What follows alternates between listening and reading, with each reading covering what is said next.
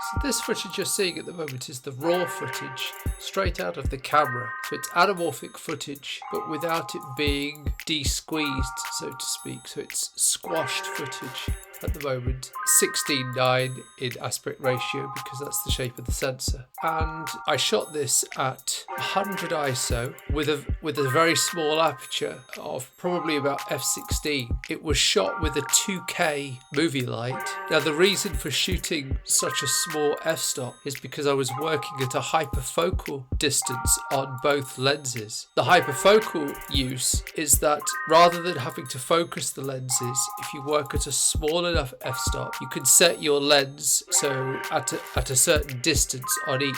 So I set the anamorphic lens at 10 feet on its focus ring, and I set the 50mm prime lens at 10 feet. And therefore you've got leeway because it's such a small aperture. You've got a very deep depth of field, which saves focusing, which is very tricky with an anamorphic setup like this, especially as it's a projection lens. You can't judge focus by eye, nor can you use a tape measure from the sensor plane to the subject and guarantee that it's going to be in focus.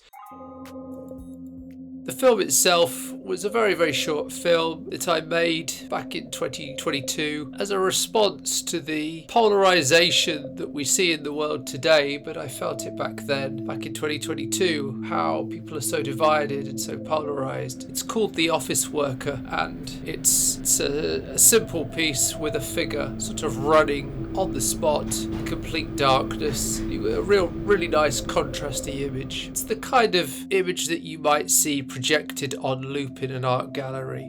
It wasn't part of any narrative film or anything. And I do make narrative films, but this was an experimental film.